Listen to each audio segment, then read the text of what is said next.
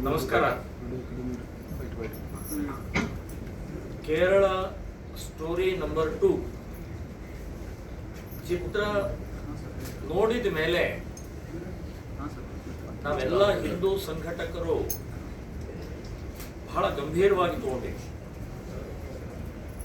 ಇದು ನಂಬರ್ 1 ಬಂದಂಥ ಆ ಚಿತ್ರದಲ್ಲಿ ಜಿಹಾದಿಗೆ ಅಂದ್ರೆ ಭಯೋತ್ಪಾದನೆಗೆ ಹೇಗೆ ನಮ್ಮ ಹಿಂದೂ ಹುಡುಗಿಯರನ್ನ ಲವ್ ಜಿಹಾದ್ ಮೂಲಕ ತೊಡಗಿಸ್ಕೊಳ್ತಾರೆ ಅನ್ನುವಂಥದ್ದನ್ನ ತೋರಿಸಿದ್ರು.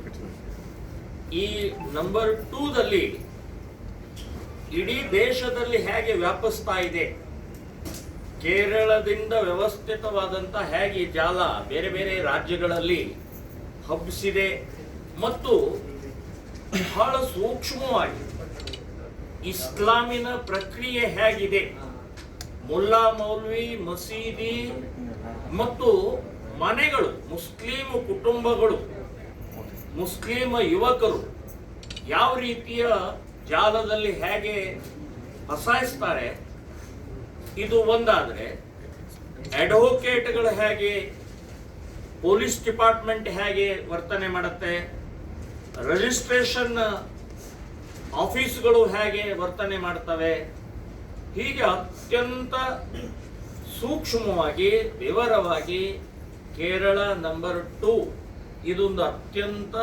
ವ್ಯವಸ್ಥಿತವಾದಂಥ ದೊಡ್ಡ ಜಾಲವನ್ನ ಇವತ್ತು ಲವ್ ಜಿಹಾದ್ ಈ ಪ್ರಕರಣವನ್ನು ಹೊರಗೆ ತಂದಿದೆ. ನಾನು ಎಲ್ಲ ಸಮಾಜದವರು, ಎಲ್ಲ ಹಿಂದೂಗಳಿಗೆ ಕುಟುಂಬ ಸಹಿತ ಹೆಣ್ಮಕ್ಕಳ ಸಹಿತ ಈ ಸಿನಿಮಾವನ್ನ ನೋಡಬೇಕು ಅಂತನ್ನುವಂಥದ್ದು ನಾನು ವಿನಂತಿ ಮಾಡ್ತಾ ಇದ್ದೀನಿ. ವಿನಂತಿ ಅಲ್ಲ, ಆಗ್ರಹ ಮಾಡ್ತಾ ಇದ್ದೀನಿ.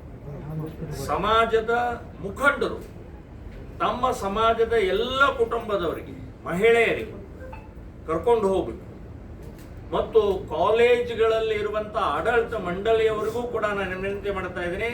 ಕಾಲೇಜ್ ಯುವಕ ಯುವತಿಯರನ್ನು ಕೂಡ ಈ ಚಿತ್ರವನ್ನು ತೋರಿಸ್ಬೇಕು ಅಂತನ್ನುವಂಥದ್ದು ನಾನು ಹೇಳ್ತಾ ಇದ್ದೀನಿ. ಸೊ ನಾವು ಹಿಂದೂ ಸಂಘಟನೆಗಳು ಇದನ್ನ ವ್ಯಾಪಕವಾಗಿ ಪ್ರಸಾರವನ್ನು ಮಾಡ್ತಾ ಇದ್ದೀವಿ. ಅಷ್ಟೇ ಅಲ್ಲ, ಎಲ್ಲ ಸಮಾಜದ ಮುಖಂಡರಿಗೆ ಹೋಗಿ ಭೇಟಿಯಾಗಿ ಸೊ ನೀವು ಈ ಸಿನಿಮಾವನ್ನ ಉಚಿತವಾಗಿ ತೋರಿಸುವಂತ ಪ್ರಕ್ರಿಯೆಯನ್ನು ಮಾಡಬೇಕು ಅಂತನ್ನುವಂಥದ್ದು ಹೇಳ್ತಾ ಇದ್ದೀನಿ. ಈ ಟಾಕೀಸಿನ ಮಾಲೀಕರು ಕೂಡ ಉಚಿತ ಕೊಡುವ ದೃಷ್ಟಿಯಿಂದ ಆ ರೇಟನ್ನ ಅಂದ್ರೆ ಟಿಕೆಟಿನ ಬೆಲೆಯನ್ನ ಕಡಿಮೆ ಮಾಡಿದ್ದಾರೆ. ಸೊ ಅವರು ಬಹಳ ಒಳ್ಳೆ ಪ್ರೋತ್ಸಾಹವನ್ನು ಕೂಡ ಕೊಡ್ತಾ ಇದ್ದಾರೆ. ಸೊ ಹಾಗಾಗಿ ಈ ಮೊದಲನೇದಾಗಿ ನಾನು ಹೇಳೋದು, ಈ ಸಿನಿಮಾವನ್ನ ಎಲ್ಲರೂ ನೋಡಬೇಕು ಮತ್ತು ಈ ಸಿನಿಮಾದ ಕಾಮಾಖ್ಯ ನಾರಾಯಣ ಸಿಂಗ್ ಅನ್ನುವಂಥ ಡೈರೆಕ್ಟರ್ಗೆ ಅಭಿನಂದನೆಗಳನ್ನು ಹೇಳ್ತಾ ಇದ್ದೇನೆ.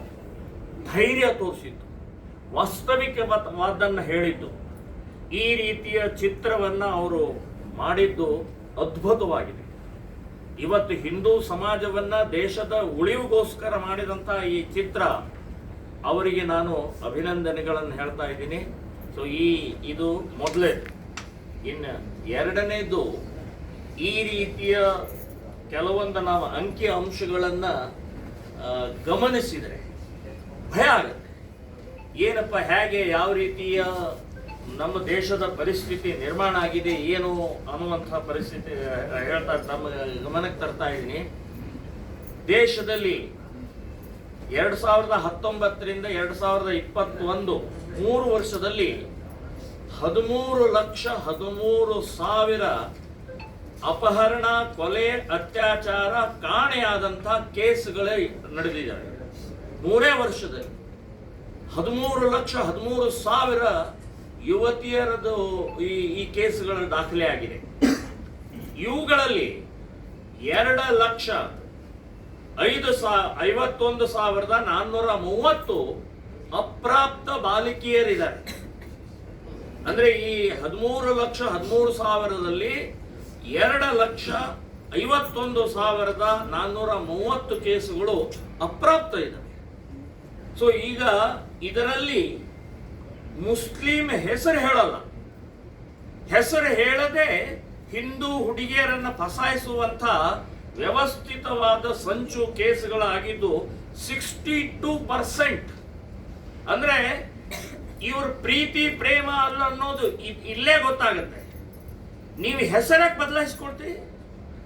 ನೇರವಾಗಿ ನಿಮ್ಮ ಪ್ರೀತಿ ಇತ್ತಂದ್ರೆ, ಲವ್ ಇತ್ತಂದ್ರೆ, ಇಷ್ಟ ಇತ್ತಂದ್ರೆ ಪಾರದರ್ಶಕತೆ ಇರಬೇಕಾಗಿತ್ತಲ್ಲ. ಅಬ್ದುಲ್ಲಾ ಅಂತ ಹೇಳಿ, ಆಸೀಫ್ ಅಂತ ಹೇಳಿ, ಲತೀಫ್ ಅಂತ ಹೇಳಿ. ಇಲ್ಲ, ಅವರು ಸಮೀರ್, ರಾಜು, ಬಾಬು ಈ ರೀತಿ ಎರಡೂ ಕಡೆ ಇರುವಂತ ಹೆಸರು, ಹಿಂದೂ ಹೆಸರುಗಳನ್ನು ಹೇಳ್ಕೊಂಡು ಮೋಸ ಮಾಡುವಂತಹದ್ದು 62% ಇವತ್ತು ನಡೀತಾ ಇದೆ. ಇನ್ನು ಮುಸ್ಲಿಂ ಹೆಸರು ಹೇಳಿ 37.9% ಡೈರೆಕ್ಟ್ ಹೆಸರು ಹೇಳ್ಕೊಂಡು ಮಾಡಿದಂತ ಘಟನೆಗಳಿದಾವೆ. ಇನ್ನು ಭಯಾನಕವಾದಂತ ಅಪಾಯಕಾರಿ ವಿಷಯ ಇನ್ನೊಂದು ನಮ್ಮ ಗಮನಕ್ಕೆ ತರ್ತಾ ಇದ್ದೀನಿ. 2003ರಿಂದ 2009 7 ವರ್ಷದಲ್ಲಿ 4335 ಬಾಲಕಿಯರ ನಾಪತ್ತೆ ಕೇಸ್ ಆಗಿದ್ದಾರೆ. ಇನ್ನೂವರೆಗೆ ಒಂದು ಹುಡುಗಿ ವಾಪಸ್ ಬಂದಿಲ್ಲ. ಒಂದೇ ಒಂದು ಕೇಸ್ ಪತ್ತೆ ಆಗಿಲ್ಲ. ಅಂದ್ರೆ ಎಲ್ಲಿ ಹೋದ್ರೆ ಕೊಂದ್ರ, ಮತಾಂತರ ಮಾಡಿದ್ರ ಅಥವಾ ಏನಾಗಿದೆ ಅಂತ ಅನ್ನುವಂಥದ್ದು ಸರ್ಕಾರ ತಿಳಿಸ್ಬೇಕಲ್ಲ. ಇದು ರಾಜ್ಯದ್ದು.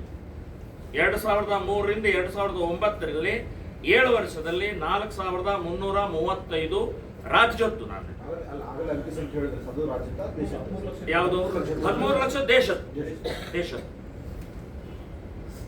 ಇನ್ನ ಇದೇ ಇದರಲ್ಲಿ UP ಈಗಾಗಲೇ ಸಾಕಷ್ಟು ಚರ್ಚೆನೂ ಆಯಿತು, ಪ್ರಚಾರ ಆಗಿದೆ.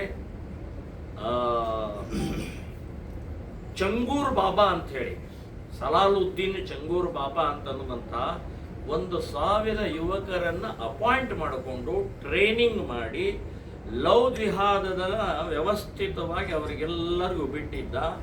ಅವನಿಗೆ 500 ಕೋಟಿ ರೂಪಾಯಿ ಪಾಕಿಸ್ತಾನ ಮತ್ತು ಬೇರೆ ಬೇರೆ ದೇಶಗಳಿಂದ, ಇಸ್ಲಾಂ ದೇಶಗಳಿಂದ ಅವನಿಗೆ ಅಕೌಂಟ್ನಲ್ಲಿ ಜಮಾ ಆಗಿದ್ದು ಈಗ NIAದಲ್ಲಿ ಅರೆಸ್ಟ್ ಮಾಡಿ ಒಳಗಡೆ ಹಾಕಿದ್ದಾರೆ.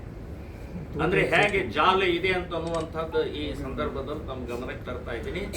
ಕರ್ನಾಟಕದಲ್ಲಿ 2014ರಿಂದ 2019ರವರೆಗೆ 5 ವರ್ಷದಲ್ಲಿ 21,000 ಯುವತಿಯರು ಕಾಣೆಯಾಗಿದ್ದಾರೆ.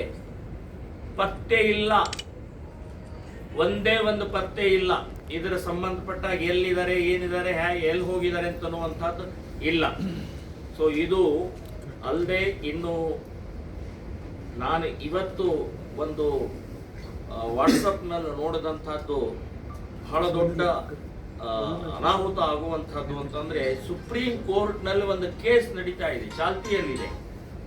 5 ರಾಜ್ಯಗಳಲ್ಲಿ ಒರಿಸ್ಸಾ, ಹರಿಯಾಣ, ಜಾರ್ಖಂಡ್, ಬಿಹಾರ್ ಮತ್ತು ಬಂಗಾಲ್ 75,000 ಮಕ್ಕಳುಗಳು ಕಾಣೆಯಾಗಿದ್ದಾರೆ. ಬಡ ಮಕ್ಕಳು, ಸರ್ಕಾರಿ ಸ್ಕೂಲ್ನಲ್ಲಿ ಓದುವಂಥವ್ರು, ಬೇರೆ ಬೇರೆ ಆಟ ಆಡ್ಕೊಂಡು ಹೋಗುವಂಥವ್ರು, ಇಂಥವ್ರು 75,000 ಮಕ್ಕಳು ಕಾಣೆಯಾಗಿದ್ದಾರೆ.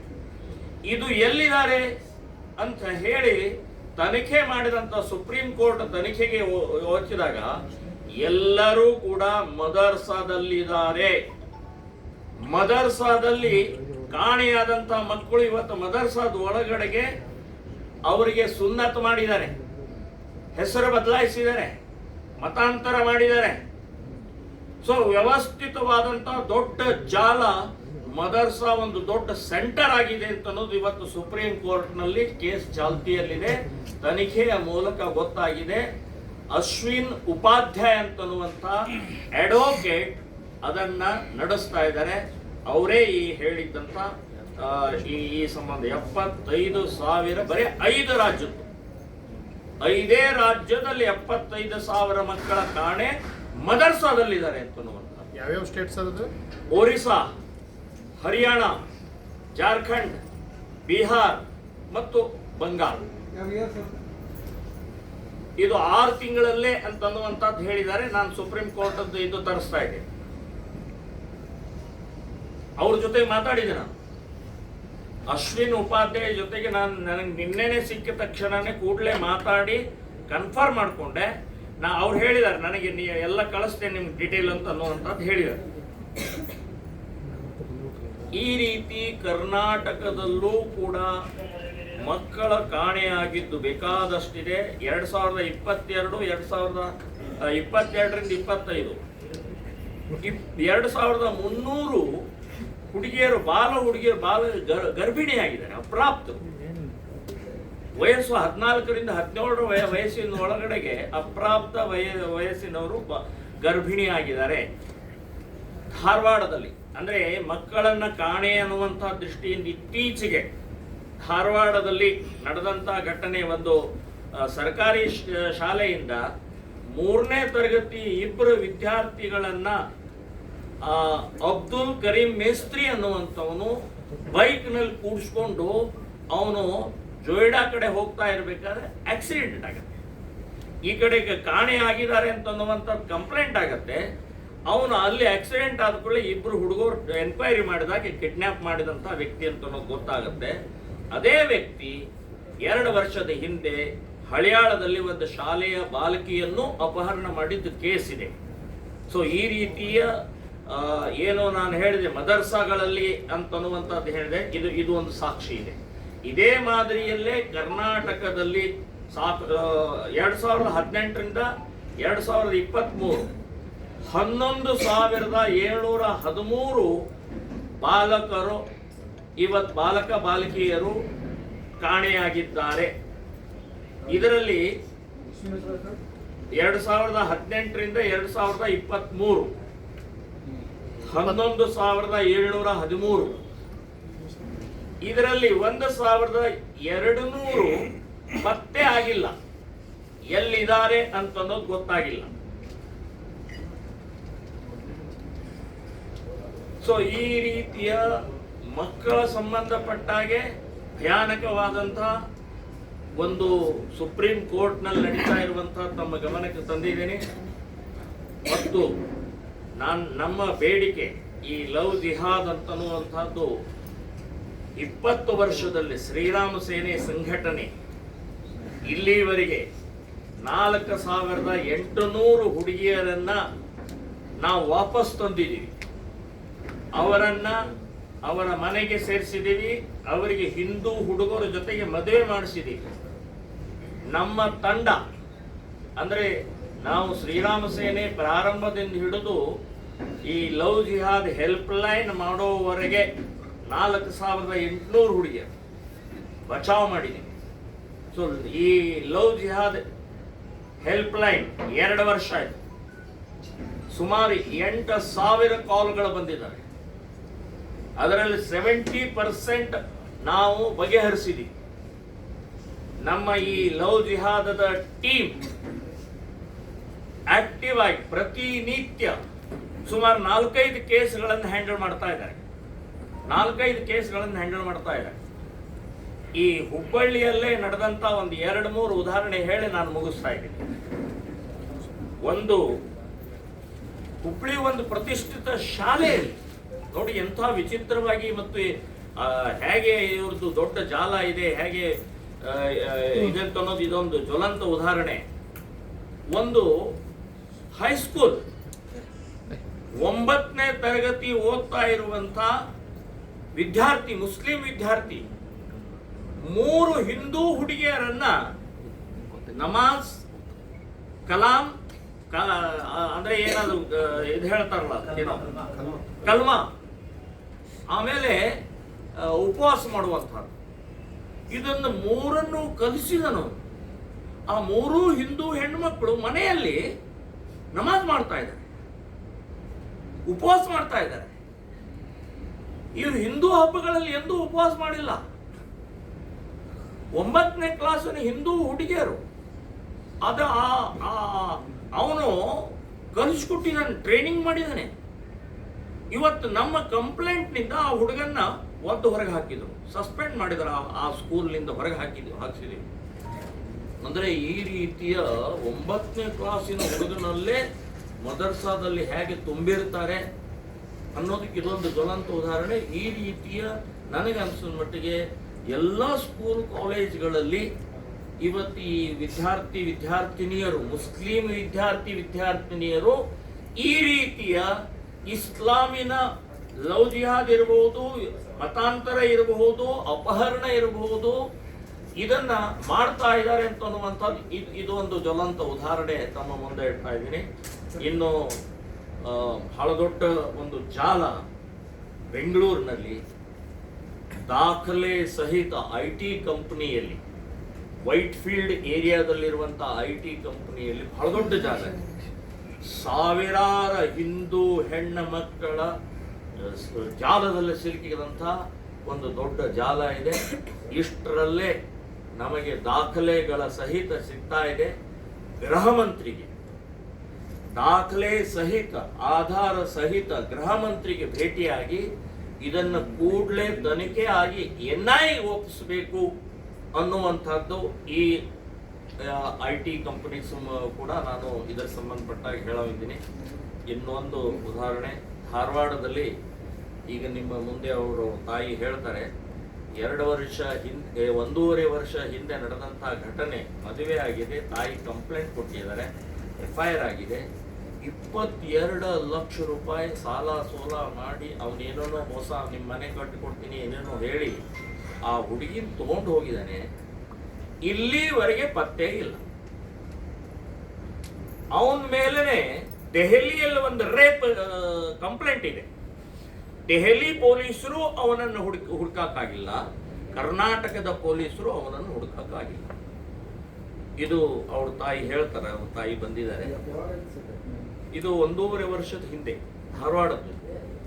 ಅವ್ರ ತಾಯಿ ಇದ್ದಾರೆ. ಕಂಪ್ಲೇಂಟ್ ಧಾರವಾಡ ಸ್ಟೇಷನ್ ನಲ್ಲಿ ಆಗಿದೆ. ಸರ್, ಒಂದು ಮಾಹಿತಿ ಹೇಳಿದ್ರಿ, 2014ರಿಂದ 19ರಲ್ಲಿ 21 ವೀರಾಪುರ ಓಣಿ ಟಿಪ್ಪು ಎಂಬಾತ ರೇಪ್ ಮಾಡಿ ಅವನು 17 ವರ್ಷದ ಹುಡುಗಿ ಪೋಕ್ಸೋ ಕೇಸ್ ಆಗಿತ್ತು. ಅವನಿಗೆ 10 ವರ್ಷದ ಶಿಕ್ಷೆ ಆಗಿದೆ, 10 ಇಯರ್ಸ್ ಶಿಕ್ಷೆ ಆಗಿದೆ. ಲವ್ ಜಿಹಾದ್ ಪ್ರಕರಣನೇ. ಈ ರೀತಿ ಬರೇ ಒಂದು ಶಾಂಪಲ್ ಆಗಿ ತಮ್ಮ ಮುಂದೆ ಇಟ್ಟಿದ್ದೀವಿ. ನಿರಂತರ ದಿನನಿತ್ಯ ನಮ್ಮ ಸುಪ್ರೀಂ ಕೋರ್ಟಿನ ಲಾಯರ್ ಅಶ್ವಿನಿ ಉಪಾಧ್ಯಾಯ ಹೇಳೋ ಪ್ರಕಾರ 5,000 ಹೆಣ್ಣು ಮಕ್ಕಳಿಗೆ ಪ್ರತಿನಿತ್ಯ ಬುರ್ಕಾ ಹಾಕಿಸ್ತಾ ಇದ್ದಾರೆ. 5,000 ಹೆಣ್ಣು ಮಕ್ಕಳಿಗೆ ಬುರ್ಕಾ ಜೊತೆಗೆ ಗೋಮಾಂಸ ತಿನ್ನಿಸ್ತಾ ಇದ್ದಾರೆ ಅನ್ನೋದನ್ನ ಆ ಅಶ್ವಿನ್ ಉಪಾಧ್ಯಾಯ ಇದು ನಿನ್ನೆ ನಾನು ಮಾತನಾಡಿದಾಗ ಹೇಳಿದ್ರು.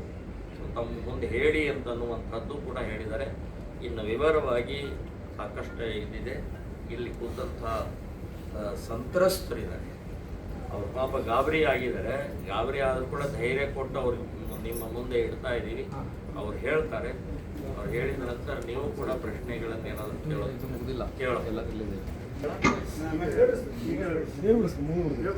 ನೋಡಿ, ಲವ್ ಜಿಹಾದ್ ವಿರುದ್ಧ ಉತ್ತರ ಪ್ರದೇಶ್, ಅಸ್ಸಾಂ ಮತ್ತು ಗುಜರಾತ್ ಮಾದರಿಯಲ್ಲಿ ಇಲ್ಲೂ ಕರ್ನಾಟಕದಲ್ಲೂ ಕೂಡ ಕಾನೂನಾಗಬೇಕು ಅನ್ನುವಂಥದ್ದು ಆಗ್ರಹ ಮಾಡ್ತಾ ಇದ್ದೀನಿ. ನಾಟ್ ಓನ್ಲಿ ನಾನು ಕರ್ನಾಟಕ, ಇಡೀ ದೇಶದಲ್ಲಿ ಕೇಂದ್ರ ಸರ್ಕಾರ ಲವ್ ಜಿಹಾದ್ ವಿರುದ್ಧ ಕಾನೂನು ರಚನೆ ಮಾಡಬೇಕು ಅಂತನ್ನುವಂಥದ್ದು ಆಗ್ರಹ ಮಾಡ್ತಾ ಇದ್ದೀನಿ. ಮದರ್ಸಾಗಳು ಮತಾಂತರ ಮಾಡುವಂಥ, ಕಿಡ್ನ್ಯಾಪ್ ಮಾಡುವಂಥ ದೊಡ್ಡ ಸೆಂಟರ್ ಆಗಿದ್ದಾವೆ. ಮದರ್ಸಾಗಳನ್ನ ಬ್ಯಾನ್ ಮಾಡಬೇಕು ಅಂತನ್ನುವಂಥದ್ದು ಆಗ್ರಹ ಮಾಡ್ತಾ ಇದ್ದೀನಿ.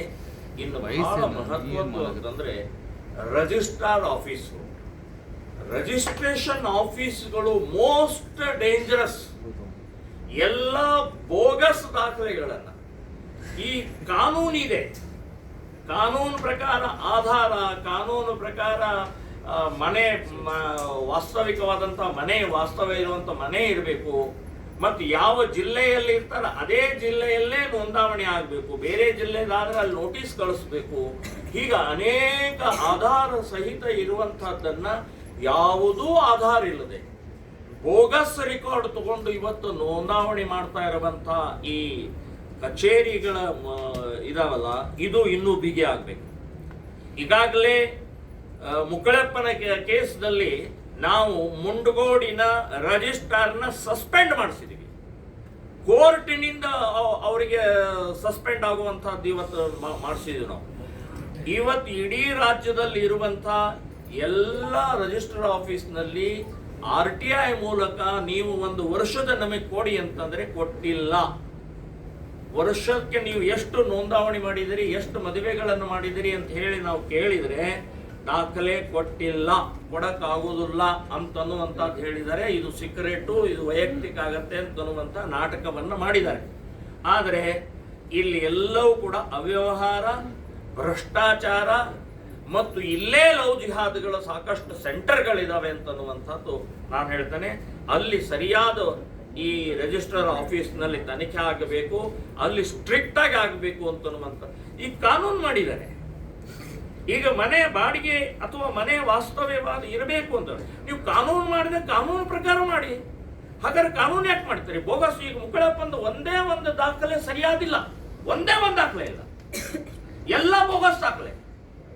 ಮದುವೆ ಮಾಡ್ಕೊಂಡಂತ ಮಂಟಪದ ಡೇಟು ಹೇಳಿದ್ದಾರೆ, ಮಂಟಪ ಅವ್ರು ಬರೆದು ಕೊಟ್ಟಿದ್ದಾರೆ, ನಮ್ಮ ಈ ಡೇಟಿಗೆ ನಮ್ಮ ಮಂಟಪದಲ್ಲಿ ಮದುವೆ ಆಗಿಲ್ಲ ಅಂತ ಬರೆದು ಕೊಟ್ಟಿದ್ದಾರೆ. ಹೀಗೆ ಎಲ್ಲ ದಾಖಲೆಗಳು ಬೋಗಸ್ ಇದ್ದಾಗಲೂ ಕೂಡ ಇವತ್ತಿಗೂ ಅವ್ರ ಮದುವೆ ಕ್ಯಾನ್ಸಲ್ ಆಗಿಲ್ಲ.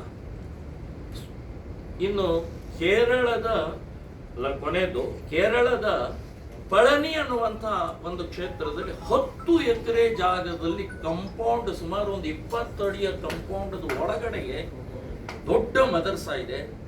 ಕೇರಳ ಸ್ಟೋರಿ ನಂಬರ್ 2 ಅಂತ ಕೇರಳದ್ದೇ ಯಾಕೆ ಬರ್ತಾ ಇದೆ ಅಂತಂದ್ರೆ ಬಿಕಾಸ್ ಆಫ್ ದಿಸ್. ಪಳನಿ ಅನ್ನುವಂಥ ದೊಡ್ಡ ಸೆಂಟರ್ ಏನಿದೆ, ಇಲ್ಲಿ ಟ್ರೈನಿಂಗ್, ಇಲ್ಲಿ ಮತಾಂತರ, ಇಲ್ಲಿ ವ್ಯವಸ್ಥಿತವಾದಂಥ ಲವ್ ಜಿಹಾದದ ಪ್ರಕರಣಗಳಿಗೆ ಎಲ್ಲ ಕಡೆ, ಇಡೀ ದೇಶದಿಂದ ಎಲ್ಲ ಕಡೆಗೆ ತಂದು ಇಲ್ಲಿ ಹಾಕಿ ಇಲ್ಲಿಂದ ಎಲ್ಲ ಕಡೆಗೆ ವ್ಯವಸ್ಥಿತವಾಗಿ ಕಳಿಸ್ತಾರೆ. ಸೊ ಪಳನಿ ಕ್ಷೇತ್ರವನ್ನ ಕೇಂದ್ರ ಸರ್ಕಾರ ಸೀಸ್ ಮಾಡಬೇಕು, NIA ಮೂಲಕ ತನಿಖೆ ಆಗಬೇಕು ಅನ್ನುವಂಥದ್ದು ಕೂಡ ನಾನು ಆಗ್ರಹವನ್ನು